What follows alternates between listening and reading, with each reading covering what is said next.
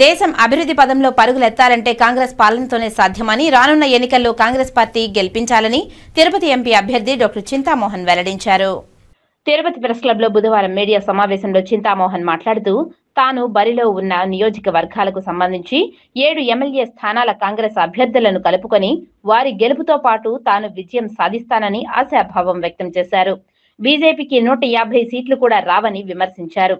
తమ పాలన వస్తే SC, ST, OBC, minority students స్కాలర్షిప్లు ఇస్తామని, దీనిపై తమ నేత రాహుల్ గాంధీ మొదటి సంతకం చేస్తారని, భవిష్యత్తు గురించి ఆనందం వ్యక్తం చేశారు. ఇటీవల తాను మన్మోహన్ సింగ్ ను కలిశానని తెలిపారు. ఏపీలోని పరిస్థితులపై ఆయనకు వివరించాలని అన్నారు. దుగ్గరాజుపట్నం పోర్ట్, ఎస్వీ యూనివర్సిటీ, అంతర్జాతీయ విమానాశ్రయాల అభివృద్ధి గురించి మన్మోహన్ అడిగి తెలుసుకున్నారని తెలిపారు. ఏమీ లేదు, వాడు ముఖ్యమంత్రి అడ్డం వస్తున్నాడని చెప్పి జైల్లో పెడితే ఏందా? మరి ఆ సిబ్బు సోరెన్ ఒక ట్రైబల్ ముఖ్యమంత్రి, వాడు ఏదో టీవీ కొనుక్కున్నాడంట.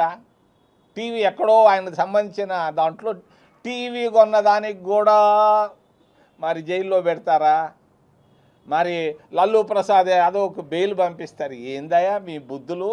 ఓ బీజేపీ ప్రభుత్వాలు, ఓ బీజేపీ నాయకులారా, తలకాయ పెట్టుకొని పని చేయండి. మీరు అయిపోయింది, 10 సంవత్సరాలు చేశారు, చూశారు అందరూ, మీరు ఇంటికి పోవచ్చు, అయిపోయింది. సంకీర్ణ ప్రభుత్వం భారతదేశంలో ఏర్పాటు కాబోతుంది కాంగ్రెస్ నాయకత్వంలో.